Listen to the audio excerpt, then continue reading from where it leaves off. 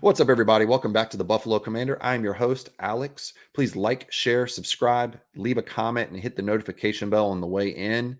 This is going to be our 2024 Buffalo Bills NFL schedule release show. We're going to go over some potential pitfalls in the schedule, some challenges, maybe some advantages that we have in the schedule, and then also maybe go over a little bit how it compares to this year and last year. Last year, we had a London game that they considered a home game for us. So the schedule last year didn't do us any favors where we had 9 home games and 8 away. They took one of those away and sent it to London.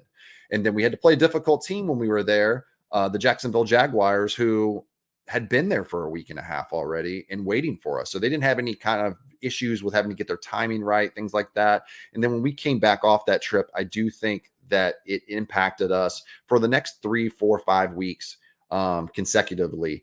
We just seemed sluggish and out of it a little bit and just didn't seem great. When we went to London, we came off that Miami game, if y'all remember, where we were great. We won 48-20 and we looked fantastic. And then we just dropped right into a funk, it felt like. So hopefully there's none of that this year, but there is some spots where I do think that it could be problematic for our ability to get on a run a little bit. And I want to go over that too as we go through. So I'm going to go ahead and share screen and go into it here. So here we go. All right. So first things first, the week 1 contest we have with the Cardinals. This was a great situation for us, actually.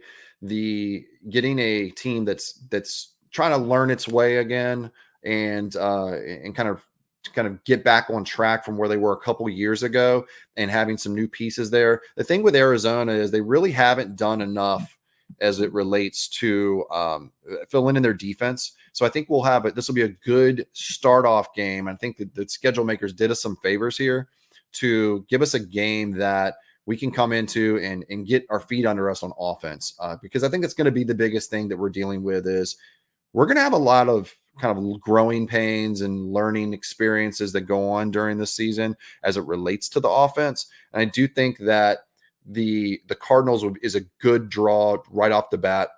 They don't have a great pass rush. Their corners aren't amazing. We can kind of get into a flow of things before we go into Miami the very next week. Now, they did us some favors with this Miami game, but not completely. So they gave us a short week going to Miami on a Thursday right after this. It's a four-day turnaround. Miami is in a situation where they're going to be at home week 1. So they're not having to go anywhere. So they have a short week also, but we got the flight and things like that. I don't think it's that huge of a deal considering where it lies in the schedule. It's early in the season, but we did get a favor from the NFL in that the schedule makers allowed us to play at night there. And we know how that went last time we went to Miami in that heat.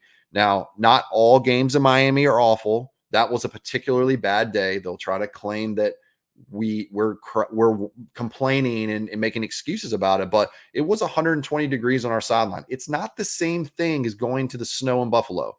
Both teams have to deal with the snow when you go to Buffalo. When you go to Miami, one team, the away team, is stuck on their sideline in the blazing sun at 1 p.m. and the other side has the shade. So it's not a competitive advantage where Miami's just better in the heat. No, they're getting a considerably less amount of heat, I should say. And this kind of prevents that for us. And I think the schedule makers know that because later in the schedule, Miami gets a little break from us too. So that's what that is. Then we go turn around, come back home to play Jacksonville, which I love. We actually get them for real at home this time, where the first time we really didn't get that. We got them in London, and they're going to have some growing pains too with the loss of Calvin Ridley and things like that. So that's I think that's a favorable spot for us, especially as a night game, which is a Monday night slate where they have a doubleheader. So I do think that that's going to be a situation that's going to be advantageous for us before we go into this run that you're going to see next. So this is where they didn't do us any favors. They're putting us on 3 away games in a row. The first one's against Baltimore, tough game, but it's a short flight. So that's not going to be a lot of travel lag or anything like that with that game being the first one on the schedule too. So I think that was a little bit of help. If Baltimore's at the end of this week, this 3-week ordeal, I think it would be a little bit more difficult for us ultimately. The next one is the Texans. This is going to be the revenge game for us. I think it's more of a revenge game for us against Steph than it is Steph for us. He wanted to be out. It's not like we wanted him out of the door. He pushed his way out of the situation by some of his actions behind the scenes. So it's more of a we're going to prove it that we can win without him kind of situation. But that's a 1 p.m. game. I do like that it's not under the lights, that it's going to be one of those situations where there's not going to be a lot of fanfare as far as people talking. Well, they will talk about it, but it won't be as many people talking about it that week. Then we're going to go to the Jets. I should say, maybe back up. The Texans is a long trip. So that one's going to have a little bit of lag to us where we're like having to plan a little bit more in advance. Instead of a 1 hour flight to Baltimore, an hour and a half flight to Baltimore at the most, we're looking at a 6 hour flight to Houston. So that's going to be a little bit harder to deal with, I think, but nothing too crazy. I do think that it's going to be a situation where, we're used to having back-to-back away games at times. It happens. People on the West Coast or teams in the West Coast do this all the time.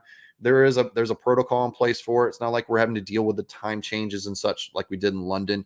But I think that's really going to that's not going to be as big of an issue. But I do think New York, the next game is going to be a more of a problem because of just the constant travel 3 days in a row. It's a short flight, which is good, and it's a night game, so we have a little bit longer to kind of get into it because it's a Monday night. But that's going to be a game where I could see us lagging out and kind of dragging, I should say, and getting to a point where we're kind of worn down a little bit. So that's a good favorable spot for the Jets, but it's a winnable game for us. Who knows what the Jets will look like at that point with the age of a lot of their players, especially Aaron Rodgers, and then the offensive line too. So next is Tennessee at home. I think Tennessee is going to be a better team than people think.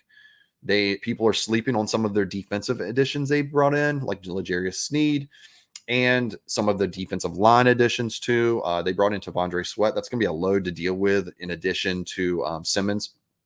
And then they did bring in a lot of receiver talent, although a little bit older or longer in the tooth. Those players are going to be a big part of what they do. But they're not going to have they're not the same DeAndre Hopkins and Calvin Ridley that we're used to in the past. So and then they did bring in Boyd from Cincinnati too. So that's a really good slot option. So they could be dangerous. It really depends on how Levis performs. So and then we travel back out to the West Coast. So this is where I think it gets a little dicey for us. We're a much better team than Seattle. However, there's some issues with this. I mean, we're having to travel and play at 4:00, which is a 1:00 on the it's a 7:00 on the East Coast. But this is a long travel. This is a long flight after we just came off of a 3-game consecutive road trip. So they're not doing us any favors there either. So they would come right back. Miami gets us on November 3rd, which I'm sure they're loving.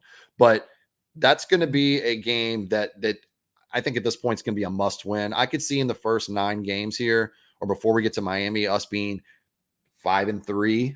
That's kind of my prediction with that.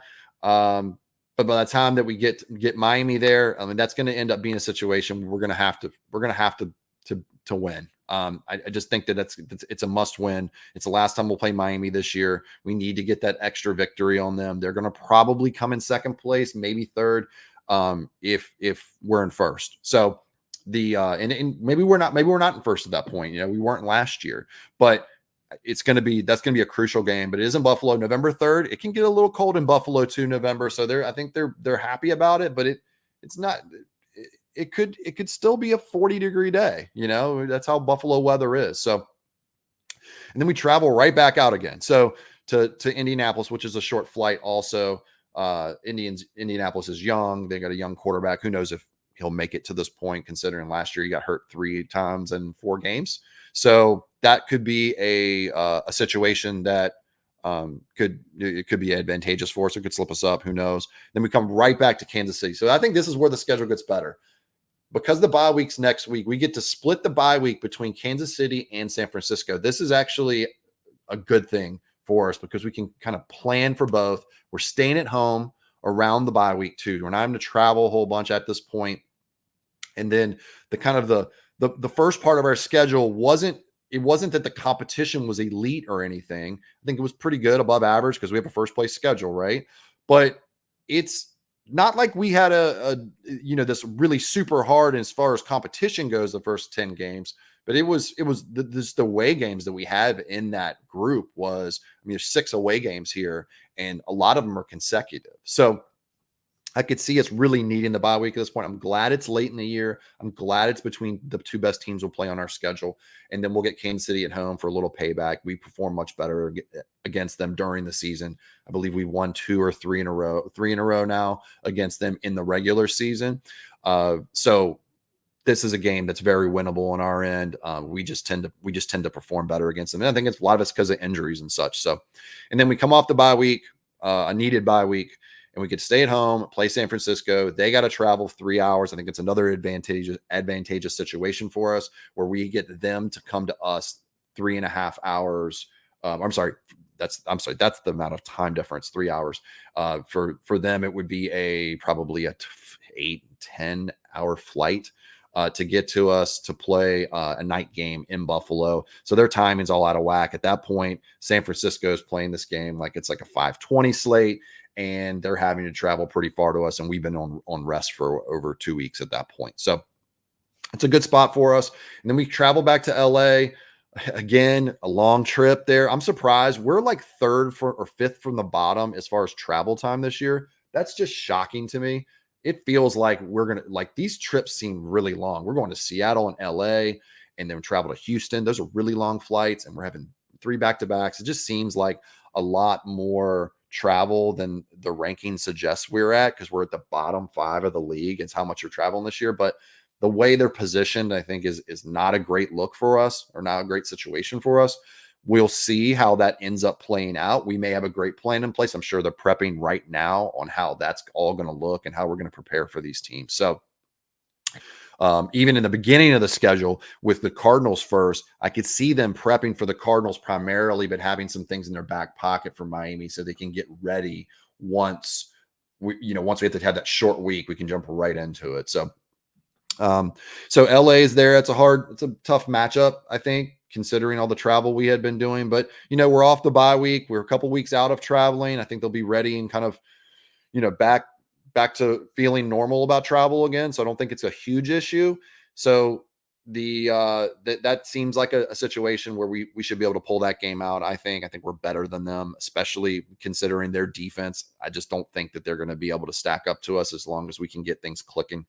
And then we go to another tough game. We travel to Detroit, which is obviously a very short flight, maybe the second closest team to us. So it's not a huge issue with the travel time there, but that's going to be a CBS game of the week, it looks like, at 4:25 on December 15th in a dome. So we're not going to have to deal with elements in that situation. And who knows what the Lions look like at that point. I know the Lions were great last year, but is that really who they are? They just paid Goff. I think they're a good team. I know they're talented on paper, and I know they went to the NFC Championship game last year, but I'm not 100% sure what they are ultimately. Because the year before that, they were kind of 9-8, I think is what it was, and they barely missed the playoffs. They're not that far removed from that team. So this might not be this 12-5 juggernaut. This might be a 9-8 football team we're playing. So that's what my hope is at that point. If not, that's going to be another tough game. And then the last 3 games are going to be where we're going to have a nice solid little coast through. We're getting New England and the Jets at home back to back. At that point, I do fully believe that Aaron Rodgers will be worn down a bit. And just because of his age, I just don't think that he's not going to be himself all year. He's over 41 years old now. He hasn't played in 2 years. I just don't know if the rigors of the season will be kind to him at that point if he's still playing. And then we get to go to the Patriots to end the season.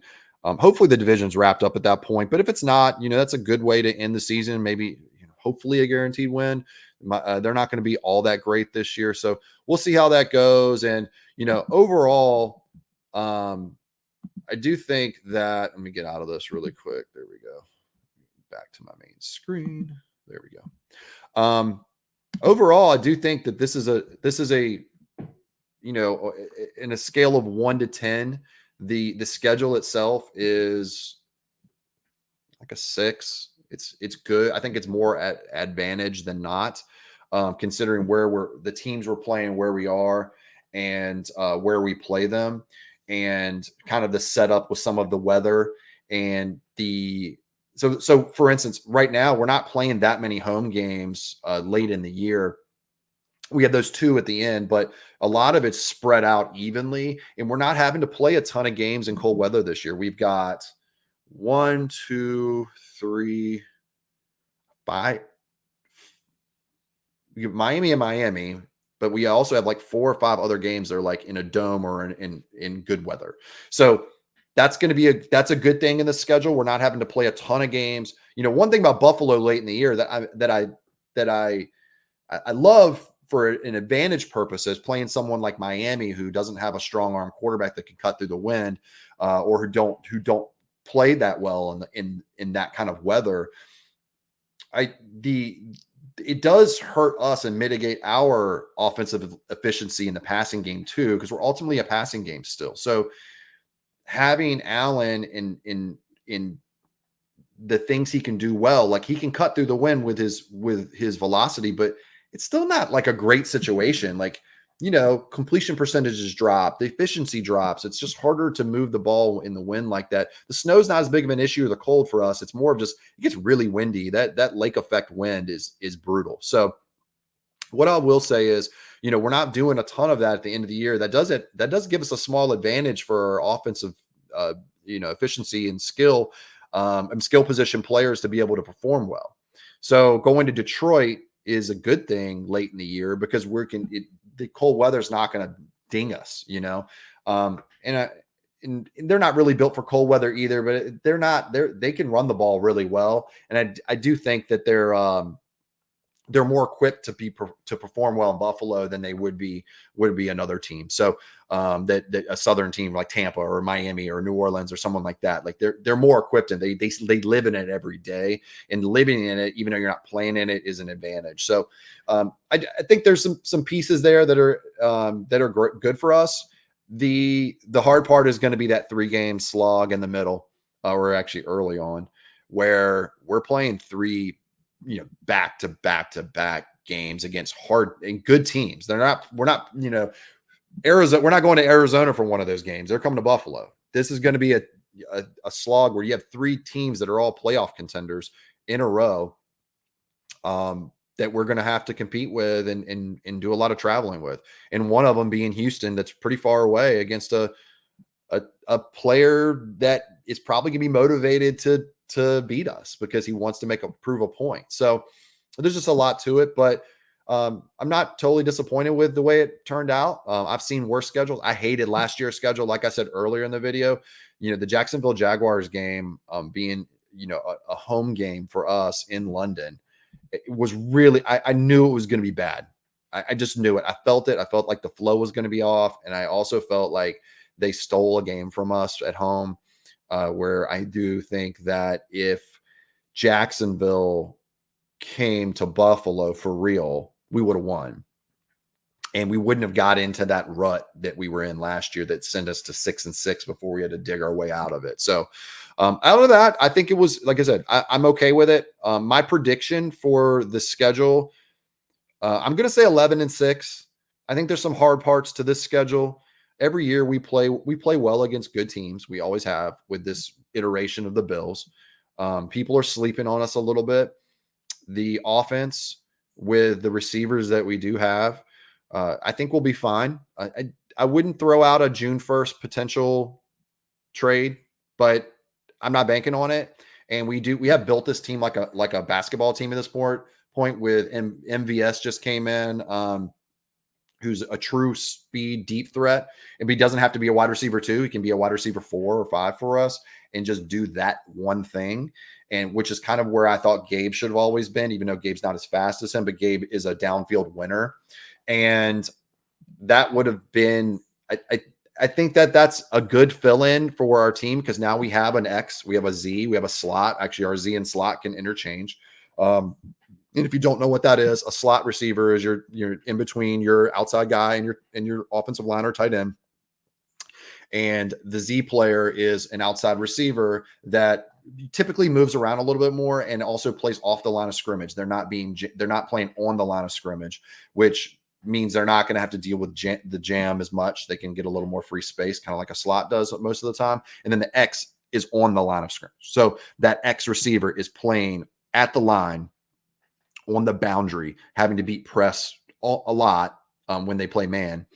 And then having to win out there with the sideline being kind of the defensive player's best friend in that case. So, but we have each one of those, and now we have a speed threat that can get downfield. We have guys that can get yak, and then we have a ball winner in Keon Coleman, who has some yak ability also and really, really good hands. So, and then we have, Matt Collins, who's another kind of wins like Gabe Davis down the field kind of guy. So we've got to get, like, we built this like a basketball team now. Like, that's the good news, is like we have somebody who does everything at this point.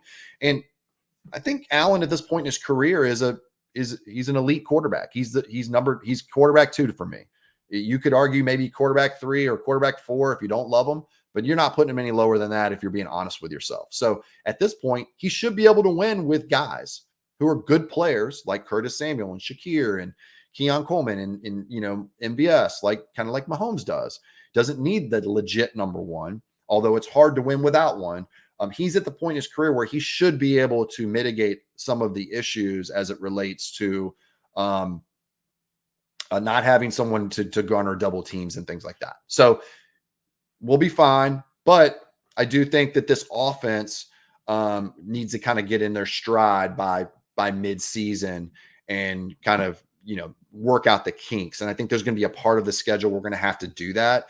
And that could cause us to go slowly into it. But I will say this: Arizona game, the first one we're going in, I think they had the worst defense of any of the teams we're playing this year. That's a great game to get your feet under you, to work your way into Miami. So just like London slipped us up last year, this Arizona game can catapult us by helping them get comfortable in the concepts that work within the offense to be effective going forward. And then we can kind of progress from there and be successful. So my guess is 11-6. High end 13-4, just because if everything works great, that'd be kind of where I'd put us. But low end, I mean, I guess we could be a 9-8 team if stuff falls through and Allen has to carry the team on his back and the receivers just can't do what we need them to do, and we don't bring anybody else in, and those receivers that we have aren't succeeding the way we need to. But I don't expect that. So I think 11-6, another season like last year, is on the slate, maybe 12-5. And I do expect us to win the division again. I think the Jets are going to slow down. And I think Miami is going to be a dark horse team that doesn't win 10 games. Their schedule is brutal at the end, with the places they have to go and the teams they have to play for 6 straight games. You better be sure that you win all the games you're supposed to, which they typically do, and steal one from Buffalo at least. Because if you don't, those last 6 games are going to be brutal. They're going to kill them. I could see them being something like 8-9. I really do. I could also see them being 11-6 again, but I don't think so. What I see from them, they're way too overzealous and way too confident online right now. They need to pump the brakes. It's funny how it looks right now. They look delusional, and they look like they're trying to prove to the world that everyone else that they've arrived, and please believe in us all the time is what it sounds like. It's like there's a lot of insecure energy from them, which means they're urgent and they're feeling it, and they want to beat us really, really bad. And this is kind of the time of year where it starts. And I think the players feel that too. So we could get a desperate Miami team that hasn't been able to beat us, and that's kind of dangerous. So we got to watch out for that too. We got to be ready for them, just to do what we always do to them. So anyhow, thanks for tuning in. This is the schedule release show. Please like, share, subscribe, hit the notification bell, and thanks for coming out.